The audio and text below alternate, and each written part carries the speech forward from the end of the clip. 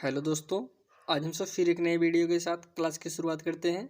आज की आपकी क्लास से आपके आने वाले यूपी टेट एग्ज़ाम के लिए मोस्ट इम्पॉर्टेंट है, जिसमें हम सब आज अधिगम के सिद्धांतों का वर्गीकरण को कवर करेंगे और इसमें जो आपके मनोवैज्ञानिक होते हैं उन सब के बारे में हम सब चर्चा करेंगे। इसके पहले वाले वीडियो में दोस्तों हम सब जो अधिगम के नियम होते हैं, अधिगम के जो परिभाषाएँ होती हैं, उन सबको कवर किए थे। आज हम सब समझेंगे अधिगम के जो सिद्धांत हैं और इन सिद्धांतों को कौन कौन मनोवैज्ञानिक आपके दिए हैं उसके बारे में हम सब चर्चा करेंगे। आज का जो आपका टॉपिक होगा दोस्तों, आपका होंगे इवान पावलोव। इवान पावलोव के बारे में सब समझेंगे। ये कौन से मनोवैज्ञानिक थे, किसके अंतर्गत आते हैं, इनके बारे में हम सब एकदम विस्तार पूर्वक चर्चा करेंगे। हर एक उस टॉपिक को हम सब इसमें लिए हैं जो कि आपके आने वाले यूपी टेट एग्ज़ाम में क्वेश्चन बन सकते हैं या फिर इसके पहले क्वेश्चन बने हुए हैं। अगर आप इस चैनल पर नए हैं, चैनल को सब्सक्राइब जरूर करिए। यहाँ पे आपको सभी सब्जेक्ट को चैप्टर वाइज कंप्लीट कराया जाएगा। चलिए हम सब क्लास की शुरुआत करते हैं। यहाँ पे हम सब सबसे पहले समझते हैं कि अधिगम के सिद्धांतों का वर्गीकरण। अधिगम के जो आपके सिद्धांत हैं उसको हम सब कितने भागों में बांट सकते हैं। अगर इसके वर्गीकरण की बात करें तो इसको हम दो भागों में बांट सकते हैं, जिसमें आपका पहला आता है व्यवहारवादियों का सिद्धांत, दूसरा आता है संज्ञानात्मक सिद्धांत या फिर इसे हम गेस्टाल्टवादियों के सिद्धांत के नाम से भी जानते हैं। पहला आपका व्यवहारवादियों हो गया, दूसरा आपका गेस्टाल्टवादियों हो गया। अब आपके व्यवहारवादियों के सिद्धांत हम कहते किसे हैं, इसे समझते हैं। इसके अंतर्गत आपके कौन कौन से मनोवैज्ञानिक आएंगे उसके बारे में हम सब चर्चा करते हैं। यहाँ पे हम सब समझते हैं कि व्यवहारवादियों का सिद्धांत कह रहे हैं, व्यवहारवादियों का विचार है कि इस वर्ग के सिद्धांत सीखने की प्रक्रिया को उद्दीपक स्टिमुलस एवं अनुक्रिया रिस्पांस के बीच संबंध बनाने के रूप में स्पष्ट करते हैं। इसे ही संबंधवादी सिद्धांत भी कहते हैं। इसको दोस्तों हम सब और कौन नाम से जानते हैं, संबंधवादी सिद्धांत भी कहते हैं। अगला जो आपका टॉपिक है उद्दीपन अनुक्रिया सिद्धांत, स्टिमुलस रिस्पांस थ्योरी। व्यवहारवादी सिद्धांत को उद्दीपन अनुक्रिया सिद्धांत के अंतर्गत रखा गया। किसके अंतर्गत रखा गया दोस्तों, उद्दीपन अनुक्रिया सिद्धांत के अंतर्गत रखा है। किसे, व्यवहारवादियों के सिद्धांत को। इसको हम सब दो भागों में बांटते हैं। किसको, जो आपका व्यवहारवादियों का सिद्धांत है इसको हम सब दो भागों में बांटते हैं, जिसमें आपका आता है एक पुनर्बलन सिद्धांत, दूसरा आता है आपका अपुनर्बलन सिद्धांत। हम अब अगर पुनर्बलन की बात करें तो पुनर्बलन के जो समर्थक हैं, जो आपके मनोवैज्ञानिक समर्थक हैं, इसमें सबसे पहले आते हैं आपके थार्नडाइक, स्किनर, पावलोव, हल तथा मिलर। यह सब ये जो मनोवैज्ञानिक थे यह सब पुनर्बलन सिद्धांत के समर्थक थे। लेकिन वहीं अगर अपुनर्बलन की बात करें तो यह आपके हो जाएंगे वाटसन हो जाएंगे, गुथरी हो जाएंगे और फिस्टस हो जाएंगे। यह सब आपके अपुनर्बलन सिद्धांत के समर्थक थे। लेकिन अगर इन सबको मिला के बात किया जाए तो यह सब आपके आएंगे व्यवहारवादियों के सिद्धांत के अंतर्गत। लेकिन जब व्यवहारवादियों को हम सब वर्गीकरण करेंगे, दो प्रकार से वर्गीकरण करेंगे, एक पुनर्बलन सिद्धांत और एक अपुनर्बलन सिद्धांत।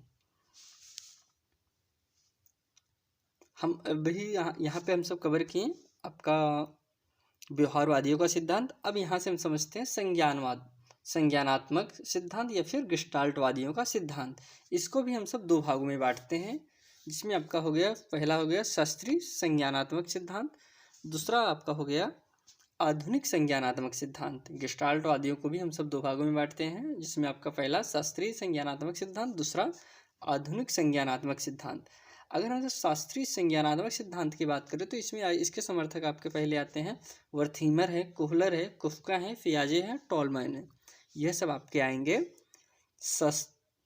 शास्त्रीय संज्ञानात्मक सिद्धांत। और आधुनिक संज्ञानात्मक की अगर हमसे बात करें तो इसमें आएंगे आपके अशुबेल आएंगे, ब्रूनर आएंगे, बंडूरा आएंगे, वात्सल्यंगर और पिंडरा आएंगे। यह सब आपके आधुनिक संज्ञानात्मक सिद्धांत के अंतर्गत आएंगे।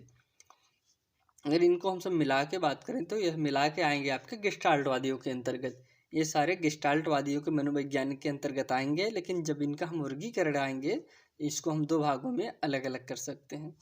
यहाँ पे हमने समझ लिया दोस्तों व्यवहारवादियों के सिद्धांत के अंतर्गत आपके कौन मनोवैज्ञानिक आएंगे और गेस्टाल्टवादियों के सिद्धांत के अंतर्गत आपके कौन मनोवैज्ञानिक आएंगे। अब हम सबसे पहले व्यवहारवादियों के सिद्धांत पे हम इवान पावलोव की समझते हैं कि इवान पावलोव कौन थे, कहाँ थे, इन्हें क्या पुरस्कार मिला था या फिर इनकी बुक कौन थी। इनसे कौन कौन से टॉपिक से क्वेश्चन आपके एग्जाम में बनते हैं, उस हर टॉपिक को इसमें हम सब कवर करेंगे। पहले हम समझते हैं इवान पालाव का अनुकूलित अनुक्रिया सिद्धांत। कौन सा सिद्धांत दोस्तों? अनुकूलित अनुक्रिया सिद्धांत। इनका यही सिद्धांत का नाम नहीं था, इसे और भी नामों से जानते हैं, आगे चर्चा करते हैं किसी और कौन कौन से नाम से जानते हैं। लेकिन अभी हम यहाँ पे अगर मतलब समझे, जो आपके इवान पावलोव थे एक रूसी मनोवैज्ञानिक थे। कहाँ के थे दोस्तों? बहुत बार एग्जाम में पूछता है कि हाँ आपके पावलोव महोदय जो है किस देश के निवासी थे, तो कहाँ के निवासी थे? एक रूसी मनोवैज्ञानिक थे। इनको 1904 में नोबेल पुरस्कार मिला था। किस सन में दोस्तों? 1904 में नोबेल पुरस्कार मिला था। इन्होंने अपना प्रयोग किस जानवर पर किया? कुत्ते पर किया था। इवान पावलोव अपना प्रयोग कुत्ते पर किया था। इनकी पुस्तक का जो नाम है दोस्तों, कंडीशनल रिफ्लेक्सेस, यह इनकी पुस्तक का नाम है। इनका जो अध्ययन है दोस्तों, अगर अध्ययन की बात करें तो इन्होंने प्राणी की लार ग्रंथियां का पाचन तंत्र पर क्या प्रभाव होता है, उसी पर इन्होंने अध्ययन किया था।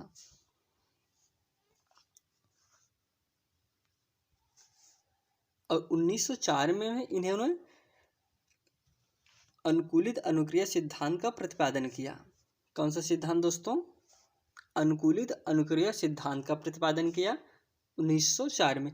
इसका शुरुआत की अगर बात करें तो शुरुआत इन्होंने 1900 में ही कर दिया था, लेकिन जो सिद्धांत का फाइनल हुआ तो 1904 में हुआ।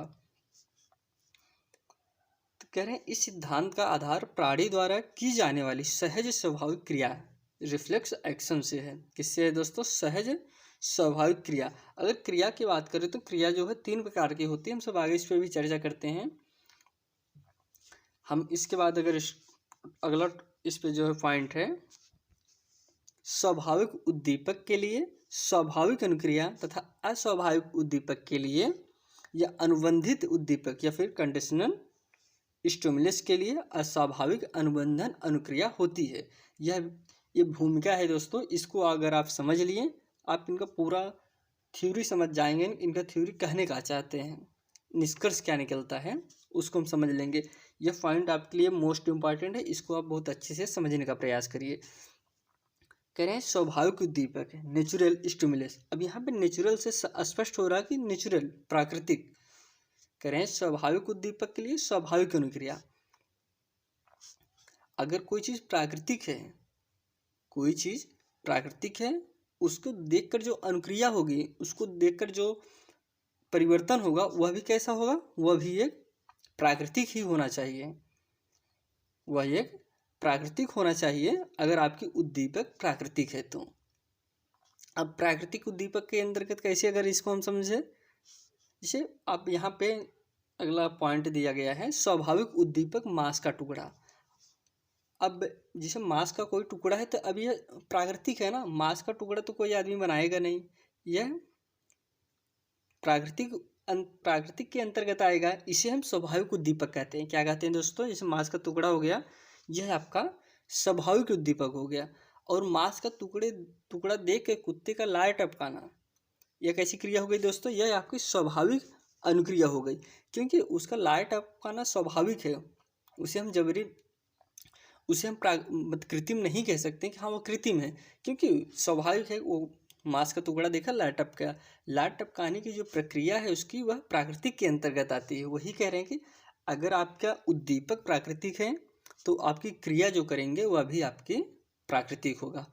यहाँ पे आपका क्लियर हो गया होगा दोस्तों कि स्वाभाविक उद्दीपक और स्वाभाविक अनुक्रिया का क्या मतलब है। अगला है अस्वाभाविक या फिर अनुबंधित उद्दीपक, कंडीशनल स्टिमुलस के लिए अस्वाभाविक अनुक्रिया होती है। जिसे यहाँ पे अगर अगला अस्वाभाविक उद्दीपक घंटी बजाना लिखा है, जैसे आप घंटी बजा रहे हैं तो यह अस्वाभाविक है, कृत्रिम है, यह प्राकृतिक के अंतर्गत नहीं आएगा, क्योंकि घंटी तो ऑटोमेटिक बाजेगी नहीं। जब आप उसे बजाएंगे घंटी तभी बाजेगी, इसलिए यह जो है आपका अस्वाभाविक के अंतर्गत आएगा। यह अस्वाभाविक या फिर आप कहीं कहीं कृत्रिम भी मिलता है, तो ये दोनों सेम ही है। करें अस्वाभाविक उद्दीपक के लिए अस्वाभाविक अनुक्रिया। अब घंटी बजाने के बाद जो अनुक्रिया होगी दोस्तों, वह भी आपका अस्वाभाविक होगी, कृत्रिम होगी, वह आपका प्राकृतिक नहीं होगी। आप घंटी, जैसे भी आप घंटी बजा दिए, कुत्ता लार नहीं टपकाने लगेगा। इसलिए वो जो अनुक्रिया करेगा वह आपका अस्वाभाविक होगा या फिर कृत्रिम होगा, क्योंकि इसका जो उद्दीपक है वह भी आपका अस्वाभाविक और कृत्रिम है। आगे इन्होंने अपना प्रयोग कैसे किया था, कैसे मांस का टुकड़ा और घंटी को साथ में दिए और कुत्ते का रिस्पांस क्या आया, इस पे हम विस्तार पूर्वक चर्चा करते हैं। लेकिन अभी जो हम सब समझे या भूमिका समझे कि इसका मतलब क्या होता है। अगर इसको आप अच्छे से समझ लिए होंगे, फिर आगे अभी हम सब जितना भी सॉल्व करेंगे आपको हर चीज़ में यह पॉइंट आपको मिलेगा। अब यहाँ पे जो अगला पॉइंट दिया है इंपॉर्टेंट पॉइंट है, इसको समझिएगा। कह रहे हैं स्वाभाविक उद्दीपक, अनुबंधित उद्दीपक।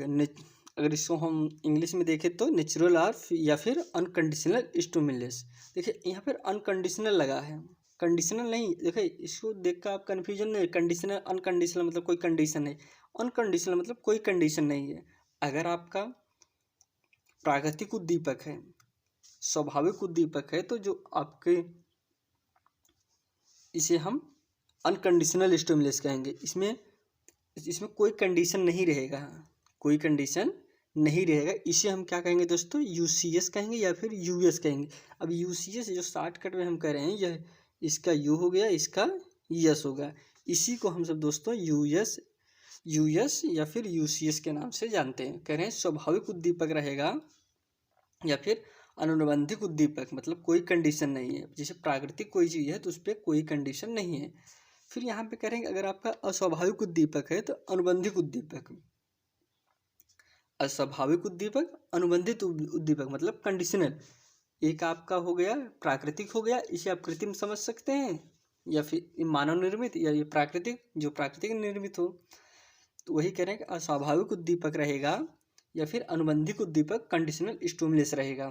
इसे हम सीएस कहते हैं। क्या कहते हैं दोस्तों, सीएस। जहाँ पे कंडीशन की बात हो जाए तो वहाँ पे आप सीएस कहेंगे। जहाँ पे प्राकृतिक की बात हो जाए, नो कंडीशन, कोई कंडीशन नहीं है, तो उसे हम यूसीएस के नाम से जानते हैं। अब यहाँ पे कह रहे हैं स्वाभाविक अनुक्रिया के लिए हम, स्वाभाविक अनुक्रिया है मतलब प्राकृतिक अनुक्रिया, जो आपका रिस्पांस रहेगा वो प्राकृतिक रहेगा, उसे हम अनुबंधित, नेचुरल ऑफ या फिर अनकंडीशनल रिस्पांस। प्रतिक्रिया का मतलब यह रिस्पांस हो गया, इसे हम यूसीआर या फिर यूआर कहते हैं। हम स्वाभाविक अनुक्रिया, स्वाभाविक मतलब जो यहाँ पे हमने यह उद्दीपक था, यहाँ पे हम अनुक्रिया की बात करें, आपका रिस्पांस कैसा रहेगा उसकी बात हो रही है। तो स्वाभाविक, जैसे प्राकृतिक जब प्राकृतिक अनुक्रिया है तो फिर उसको जो हम यूआर या फिर यूसीआर से संबंधित करते हैं। फिर कह रहे हैं कि अस्वाभाविक अनुक्रिया या फिर अनुबंधित अनुक्रिया, जिसे हम कंडीशनल रिस्पांस कहेंगे। यहाँ पे अस्वाभाविक की बात हो रही है। अब अगर हम सिंपल से इसका शॉर्टकट में निष्कर्ष निकाले तो इसको आप ऐसे समझिए, स्वाभाविक उद्दीपक के लिए स्वाभाविक अनुक्रिया, अस्वाभाविक उद्दीपक के लिए अस्वाभाविक अनुक्रिया। स्वाभाविक उद्दीपक को हम सब यूसीएस से या फिर यूएस से प्रदर्शित करते हैं, और अस्वाभाविक उद्दीपक या फिर अनुबंधित उद्दीपक के लिए हम सीएस का प्रयोग करते हैं। और स्वाभाविक अनुक्रिया के लिए हम यूसीआर का प्रयोग करते हैं, अस्वाभाविक अनुक्रिया के लिए हम सब सीआर का प्रयोग करते हैं। ये आपका एक चार्ट तैयार हो गया। अब हम सब आगे बढ़ते हैं।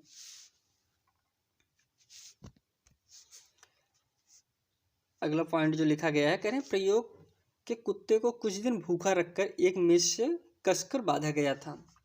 पावलोव महोदय ने अपना प्रयोग किस जानवर पर किया था, कुत्ते पर किया था। उसके बारे में यहाँ कुछ पॉइंट लिखा गया है, उसको समझिए।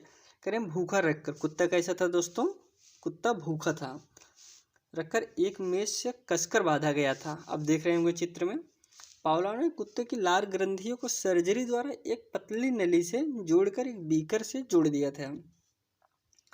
पावलोव महोदय थे, इन्होंने जो कुत्ते की लार ग्रंथियाँ थी वहाँ पे सर्जरी करके एक अलग से पाइप जोड़ दिए थे, उसे ले जाकर एक बीकर में जोड़ दिए थे, ताकि अगर हम कुत्ते पर प्रभाव करें, उसे मांस का टुकड़ा दिखाएं, घंटी बजाएं, उसके अंदर क्या रिस्पॉन्स आ रहा है वह है आपका। अगर उसके अंदर लॉर आ रही है तो फिर वो बीकर में जाएगा, अगर लॉर नहीं आ रही तो बीकर में नहीं जाएगा। यही पता करने के लिए वह सर्जरी करके उसके अंदर एक पाइप उसके लार ग्रंथि में जोड़ दिए थे। इन्होंने क्रिया के 3 प्रकार बताए हैं। कितने प्रकार बताए हैं दोस्तों, तीन प्रकार बताएं, जैसे कि अभी हमने ऊपर चर्चा किया था। पहला जिसमें था आपका सहज क्रिया, और दूसरा था प्रतिक्रिया, और तीसरा था अनुक्रिया। अब हम एक बारे में इस पर चर्चा कर लेते हैं थोड़ा सा। अगर हम सहज क्रिया की बात करें तो सहज क्रिया हम उसे कहते हैं जो प्राणी द्वारा खुद से घटित होता है, उसे हम सहज क्रिया कहते हैं। जैसे लार का बहना, यह एक आपका सहज क्रिया होगा। कहने का तात्पर्य जो व्यक्ति के द्वारा अपने आप से घटित होने वाली क्रिया है वह आपका सहज क्रिया होती है। जैसे लार का बहना, भूख का लगना, ये सब कैसी क्रिया है दोस्तों? जो सहज क्रिया, जो खुद से ही होती हैं। और प्रतिक्रिया की बात करें तो जैसे नाम से इसके स्पष्ट हो रहा है प्रतिक्रिया कि कोई हमको जवाबी आंसर दे। प्रतिक्रिया जैसे हम किसी से नमस्ते करें, अगर वो भी हमसे नमस्ते कर रहा है तो आपका प्रतिक्रिया के अंतर्गत आएगा, क्योंकि हमने उससे नमस्ते किया, वो भी हमको रिटर्न में नमस्ते किया, तो यह प्रतिक्रिया है। अगला आपका है दोस्तों अनुक्रिया। अगर अनुक्रिया की हम सब बात करें, जब आप अधिगम करते हैं, जब आप सीखते हैं, सीखने में जो कुछ क्रियाएं करते हैं हम, उसे हम अनुक्रिया कहते हैं। हमको सीखने में हम सब जो भी क्रियाएं करते हैं उसे ही हम अनुक्रिया कहते हैं। ये क्रियाएं तीन प्रकार से बताए थे आपके पावलोव महोदय। अब हम पावलोव के प्रयोग के बारे में समझते हैं कि पावलोव ने जो प्रयोग किया था वह उपकरण कौन कौन सा प्रयोग किया था। इसमें कह रहे हैं कि लकड़ी, यहाँ पे लकड़ी होना चाहिए, लकड़ी का स्टैंड कुत्ते को खड़े होने के लिए, जो लकड़ी का स्टैंड है वह कुत्ते को खड़े होने के लिए किए थे। कुत्ते के सामने निश्चित समय पर भोजन की व्यवस्था। इसका क्या तात्पर्य है? ऐसा नहीं कि आप कुत्ते को पहले आप 10 मिनट में भोजन दे दें, फिर अगला भोजन आपको 10 घंटा में लाइए, तो नहीं। एक निश्चित समय में आप 10 सेकंड में ला रहे हैं तो 10 सेकंड में लाइए, 5 सेकंड में ला रहे हैं तो 5 सेकंड, मतलब जो समय अंतराल रहे, फिक्स समय अंतराल रहे। घंटी तथा भोजन प्रस्तुत करने के लिए त्वरित बटन का प्रयोग। घंटी, जैसे हमने घंटे का प्रयोग किया, जब भोजन का प्रयोग किया, उसे प्रस्तुत करने के लिए बटन का प्रयोग, दबाने के बाद आपको घंटी और भोजन मिल जाएगा। फिर करें कुत्ते की लार एक उचित स्थान या बीकर में एकत्रित होना। अगर ऐसा क्वेश्चन बन सकता है कि कुत्ते की लार बीकर में एकत्रित क्यों हो रही थी, हम पावलोव यह जानना चाहते थे कि जब हम मांस का टुकड़ा कुत्ते को दिखाते हैं तो उसकी अनुक्रिया कैसी रहती है। हम घंटी बजाते हैं तो उसकी अनुक्रिया कैसी रहती है, या फिर हम उसे कुछ नहीं देते तो उसकी अनुक्रिया कैसी रहती है। यही जानने के लिए उसके लार ग्रंथियों में सर्जरी के माध्यम से एक पाइप जोड़कर एक बीकर में डाल दिए थे। फिर कह रहे हैं ध्वनि विरोधी कक्ष। इसका तात्पर्य है कि जैसे कोई शांत क्लास रहे, शांत कक्षा रहे, तो फिर शांत रूम रहे, तो वहाँ पे ऐसा इसका फ़ायदा ये रहेगा कि जो आपका कुत्ता है कन्फ्यूज नहीं होगा कि वो घंटी की आवाज़ में और शोरगुल की आवाज़ में डिफरेंट कर लेगा। अगर आप कहीं शोरगुल में रहेंगे तो डिफरेंट नहीं कर पाएगा, तो कन्फ्यूज हो जाएगा। यहाँ पे आप चित्र में देख रहे होंगे कुत्ता किस तरह से बांधा गया है। यहाँ से एक लायर पाइप सर्जरी करके पाइप जोड़ा गया और यहाँ पे लाके बीकर में रखा गया है। उसके सामने मांस का टुकड़ा आया, फिर घंटी आई, इसी तरीके से प्रयोग किया गया था। आगे हम चर्चा करते हैं इस पे। अब प्रयोग के 4 चरण जो आपके पावलोव महोदय के थे, इन्होंने 4 चरण दिए थे। पहला था आपका भोजन। अभी हमने ऊपर चर्चा किया था दोस्तों यूसीएस। यूसीएस आपका कैसा है दोस्तों? यूसीएस आपका किसके अंतर्गत आएगा? अब यहाँ पे अगर हम सब यूसीएस की बात करें तो यूसीएस आपका आएगा स्वाभाविक। किस में आएगा दोस्तों? स्वाभाविक। अगर स्वाभाविक उद्दीपक है तो दोस्तों जो आपका अनुक्रिया होगी कैसी होगी? वह भी जाहिर सी बात है, स्वाभाविक उद्दीपक पे आपका स्वाभाविक अनुक्रिया आएगी और अस्वाभाविक उद्दीपक पे आपका अस्वाभाविक अनुक्रिया आएगी। तो इसमें स्वाभाविक उद्दीपक है तो आपका अनुक्रिया कैसी होगी दोस्तों? स्वाभाविक अनुक्रिया होगी, जिसे हम यूआर और यूसीएस से समझते हैं। इसे हम यूसीएस को हम यूएस भी कहते हैं। इसको आप ध्यान दीजिए, कहीं कहीं पे आपका यूएस मिलेगा, वो भी आपका सही होगा, यूसीएस भी आपका सही होगा। अब घंटी की आवाज़। अब घंटी की आवाज़ दोस्तों कैसा क्या है? घंटी की आवाज़ आपका किस में आएगा? घंटी, ये तो आपका प्राकृतिक है नहीं, यूसीएस में आएगा नहीं, सीएस है। सीएस मतलब क्या हो गया दोस्तों? अस्वाभाविक उद्दीपक, जिसे हम इंग्लिश में कहेंगे कंडीशनल स्टिमुलस, और शॉर्टकट में इसी का कंडीशनल स्टिमुलस का ही हो जाएगा सीएस। अब आपका घंटी की आवाज़ जो है कृत्रिम है, तो ये जो अनुक्रिया होगी वह भी आपका कैसी होगी दोस्तों? वह भी आपके अस्वाभाविक होगी, अनुक्रिया भी आपकी अस्वाभाविक होगी। और तीसरा है घंटी की आवाज़ प्लस भोजन। घंटे की आवाज़ प्लस भोजन से, देखिए यहाँ पे पहले घंटे की आवाज़ आई, पहले घंटे की आवाज़ फिर भोजन, फिर उसकी जो क्रिया है दोस्तों वह आपका ला टपकाना, वो ला टपकाया, उसकी क्रिया कैसी हो गई दोस्तों, वह आपका आ गया यू ओ यू आर में। यू आर मतलब कैसा हो गया दोस्तों, स्वाभाविक, कैसी क्रिया हो गई, स्वाभाविक क्रिया हो गई।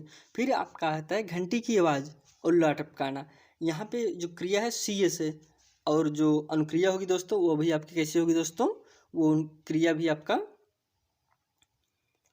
अस्वाभाविक क्रिया हो जाएगी, जिसे हम कहते हैं कंडीशनल रिस्पॉन्स।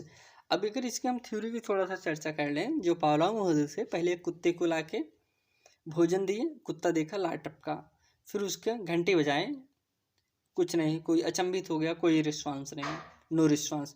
फिर वो घंटी की आवाज़ किए, फिर भोजन दिए, फिर वो कुत्ते के आके ला टपकाया। फिर ऐसी प्रक्रिया काफ़ी दिन की, जो प्रयोग था ऐसा नहीं कि सिर्फ एक दिन में ख़त्म हो गया, यह प्रयोग इन्होंने काफ़ी दिन किया। फिर लास्ट में इन्होंने भोजन हटा लिया, फिर घंटी बजाएं, कुत्ता तब भी ला टपकाने लगा, क्योंकि कुत्ते को आदत हो गई थी घंटी बजने के बाद भोजन आएगा, घंटी बजने के बाद भोजन आएगा। जब भी घंटी बजती यह कुत्ता अपना ला टपकाना शुरू कर देता था। यह आपका इनकी यही चरण थे। अभी हम आगे इसको चित्र के माध्यम से और निष्कर्ष निकालते हैं किस तरीके से इन्होंने अपना प्रयोग किया था। अब आप यहाँ पे चित्र में देख रहे होंगे, पहला कैसा क्या था दोस्तों, पहले पावलोव महोदय ने कुत्ते के सामने क्या लाया, भोजन लाया।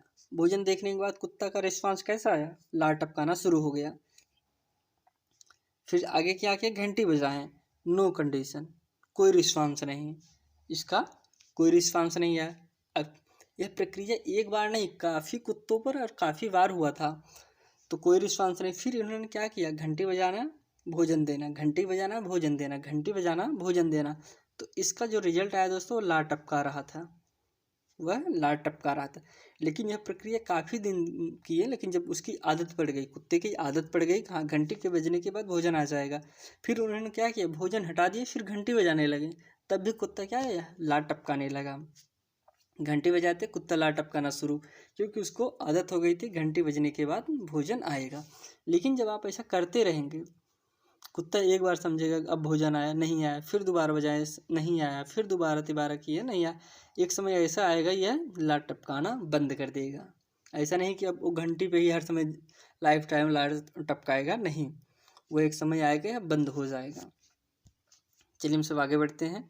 यहाँ से हमने समझ लिया था कि जो पावलोव महोदय थे, इनका जो है जो अनुकूलित अनुक्रिया का सिद्धांत था, वह कैसे इन्होंने सिद्धांत दिया, किस पे अध्ययन किया, इन हर चीज़ यहाँ पे हम सब कल कन्फर्म कर चुके हैं।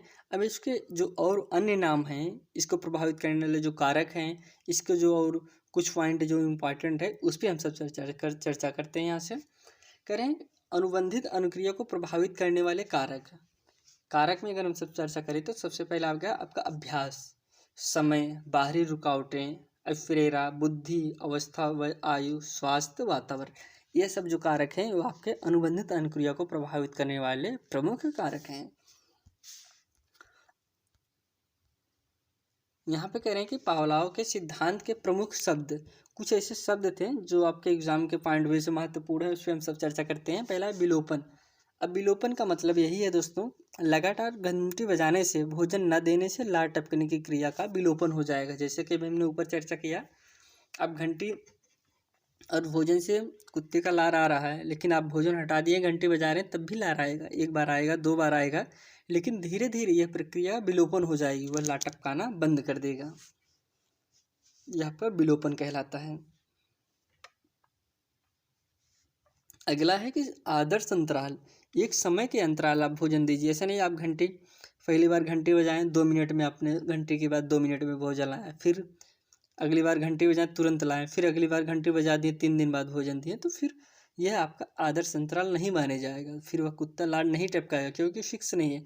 लेकिन अगर आप घंटी बजाएं 5 सेकंड में भोजन दे दिए, घंटी बजाएं 6 सेकंड में भोजन दे दिए, तो कुत्ता समझ जाएगा घंटी बजने के 5-6 सेकंड बाद हमारे पास भोजन आ जाएगा। कह रहे घंटी और भोजन के बीच में अंतराल होना चाहिए, जिसे पावलोव ने 0.5 से 5 सेकंड माना है कि कम से कम इतने समय का अंतराल होना चाहिए ताकि कुत्ता अंतर कर पाए कि हाँ कितने समय में आएगा, और एक फिक्स रहना चाहिए 5 सेकंड में आ रहा है तो 5 सेकंड में आ जाए खाना उसके लिए। फिर कह रहे हैं उद्दीपक समानीकरण, एक जैसे उद्दीपक पर एक जैसी अनुक्रिया होना, जैसे घंटी की आवाज़ की जगह हारमोनिया या गिटार बजाने पर भी लार टपकाना। यह आपका क्या कहलाएगा दोस्तों?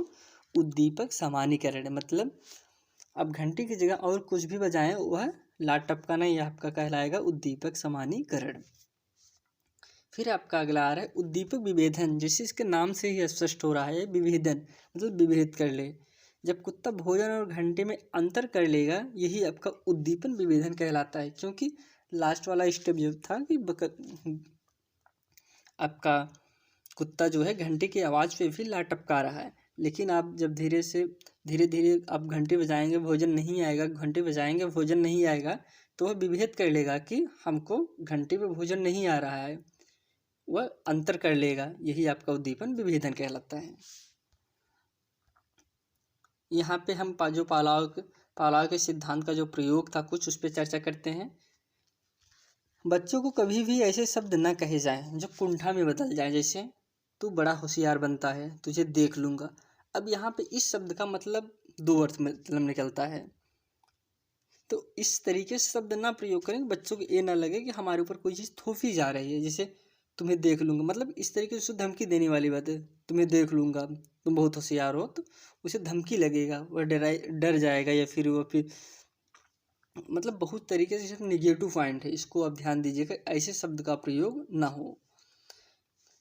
अच्छे कार्य के लिए विद्यार्थी को आलेख पुस्तक में सुंदर, अच्छा, बहुत अच्छा आदि प्रशंसा युक्त शब्द लिखना उपयुक्त होगा।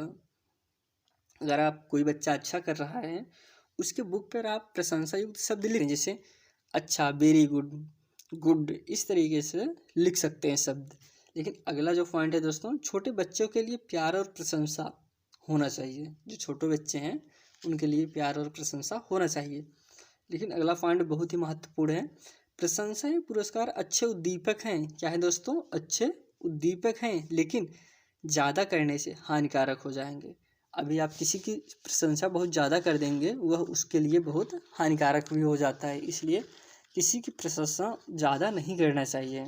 उसे पुरस्कार हर समय नहीं, कोई थोड़ा सा भी कोई पेपर हो जाए, थोड़ा सा नंबर पा जाए, उसे तुरंत आप पुरस्कार देने लगे। ज़्यादा पुरस्कार देना भी आप बच्चे के लिए नुकसानदायक है। अब हम पावलोव के सिद्धांत के और कुछ भी नाम से जानते हैं, और जो नाम से जानते हैं उस पर हम सब चर्चा कर लेते हैं। इसे हम शास्त्रीय अनुबंध सिद्धांत के नाम से भी जानते हैं, अनुकूलित अनुक्रिया सिद्धांत जिसे हम सीआर थ्योरी के नाम से भी जानते हैं, संबंध प्रतिक्रिया का सिद्धांत, अधिगम का प्राचीन व परंपरागत सिद्धांत, टाइफियस, कौन सा दोस्तों? टाइफियस अनुबंधन का सिद्धांत। यह बहुत बार एग्जाम में पूछा जाता है कि टाइफियस अनुबंधन का सिद्धांत का प्रतिपादन किसने किया था, तो यह दोस्तों पावलोव महोदय ने किया था। अनुकूलित प्रत्यावर्तन का सिद्धांत, यह सारे सिद्धांत जो है आपके अनुकूलित अनुक्रिया के सिद्धांत के या फिर पावलोव के ही सिद्धांत के अन्य नाम हैं। यहाँ पे हम सब पावलोव को कवर किए हैं, हर एक पॉइंट को इसमें शामिल किया गया है, जो कि आपके आने वाले एग्जाम में इससे क्वेश्चन बने हैं या फिर बनेंगे। अब यहाँ पे हम कुछ इन्हीं टॉपिक से क्वेश्चन लिए हैं दोस्तों, उसको हम सब सॉल्व करते हैं ताकि आपका और क्लियर हो जाए। अगला जो आपका क्वेश्चन है, कह रहे अधिगम से संबंधित पावलोव की रचना है, जो पावलोव की पुस्तक है वह कौन सी है उसको आपको बताना है। जैसे कि हमने शुरू में चर्चा किया था कि पावलोव की जो पुस्तक का नाम है, ऑप्शन पहला इसमें दिया है एनिमल इंटेलिजेंस, कंडीशनड रिफ्लेक्सेस, या फिर डायनेमिक थ्योरी, या फिर लर्निंग इंस्पायरमेंट। इसमें जो कि राइट ऑप्शन हो गया option number B, conditioned reflexes. यह पुस्तक दोस्तों आपके पावलोव की थी। अगला जो क्वेश्चन है, पावलोव का सिद्धांत किस नाम से जाना जाता है?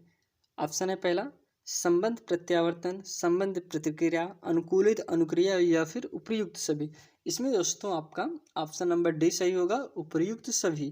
पावलोव के जो सिद्धांत है यह सभी नामों से जाने जाते थे। करें अनुकूलित अनुक्रिया सिद्धांत अनुकूल बल देता है। जो आपका अनुकूलित अनुक्रिया सिद्धांत है वह उसमें जो अनुकूल है शब्द है वह बल देता है। किस पे बल देता है? ऑप्शन है प्रेरणा पे देता है, कि पुनर्बलन पे देता है, या फिर चिंतन पे देता है, या फिर अंतर्दृष्टि पे देता है। इसमें आपका राइट आंसर होगा जब आपका अनुकूलित है यह बल देता है आपका प्रेरणा पे बल देता है। Option number A is right answer.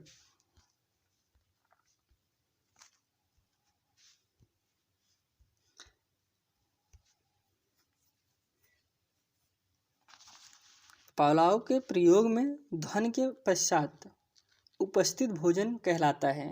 क्या कहलाता है दोस्तों? अनुबंधित अनुक्रिया कहलाएगा, अनानुबंधित अनुक्रिया कहलाएगा, या फिर अस्वाभाविक उद्दीपक कहलाएगा, या फिर इनमें से कोई नहीं। अब देखिए दोस्तों, यहाँ पे जैसे भोजन के बाद बात कर रहे हैं, भोजन के बाद भोजन आपका किस में आएगा दोस्तों? स्वाभाविक उद्दीपक में आएगा। कैसे? स्वाभाविक उद्दीपक में जो इसकी अनुक्रिया होगी वह भी आपकी अनुबंधिक होगी, क्योंकि इसमें कंडीशन, अनुबंधिक मतलब आपका कंडीशन, इसकी मीनिंग होती है कंडीशन रिस्पॉन्स, इसकी अनकंडीशन मतलब इसमें कोई मतलब कि कोई कंडीशन नहीं है। तो ऑप्शन नंबर बी होगा। यही सबसे ज़्यादा कन्फ्यूजन होता है कि अनुबंधित, कोई ज़्यादा लोग सोच लेते हैं अनुबंधित मतलब कंडीशन, ऐसा नहीं है। आप इंग्लिश ध्यान दिए रहिए। अनुबंधिक मतलब होता है कंडीशन और अनुबंधिक होता है अनकंडीशन। इसमें राइट आंसर होगा ऑप्शन नंबर बी।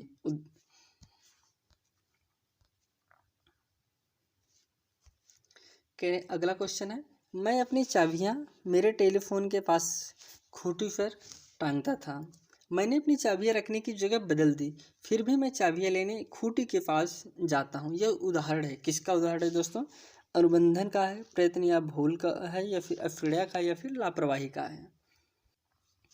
यह जो आपका सिद्धांत है यह अनुबंधन का है, क्योंकि अभी हमने बताया कि जो अनुबंधन का सिद्धांत है यही आपका इस तरीके से, जो अगर कोई भी आए क्वेश्चन उसको आप समझिएगा कि यह अनुबंधन के सिद्धांत के अंतर्गत ही आएगा।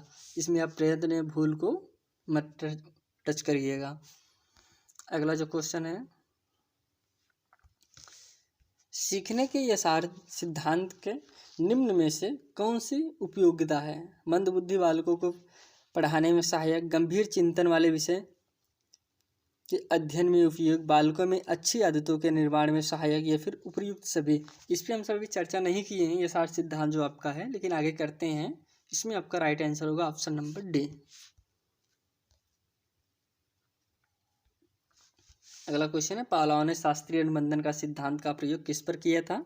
जैसे कि इसका सबको पता होगा दोस्तों, पावलोव ने अपना प्रयोग किस पे किया था? कुत्ते पर किया था। अगर जब भी पूछे शास्त्रीय अनुबंधन का सिद्धांत का प्रतिपादन किस वर्ष किया गया था? 1904 में। इन्हें 1904 में भी किया गया था, और 1904 में भी इनको जो है नोबेल पुरस्कार दिया गया था। और इसकी शुरुआत दोस्तों 1900 में की गई थी। ये एक रूसी मनोवैज्ञानिक थे। ये सब आप हर समय ध्यान दिए रहिएगा। यहाँ से हमने पावलोव को ख़त्म किया दोस्तों। आज का जो हम सब क्लास को कवर किए हैं, अगर आपको इसकी पीडीएफ चाहिए तो आप टेलीग्राम चैनल को ज्वाइन करके पीडीएफ को डाउनलोड कर सकते हैं, जो कि आपको लिंक डिस्क्रिप्शन बॉक्स में या फिर कमेंट बॉक्स में मिल जाएगा। और चैनल पर नए हैं, चैनल को सब्सक्राइब जरूर करिए। धन्यवाद दोस्तों।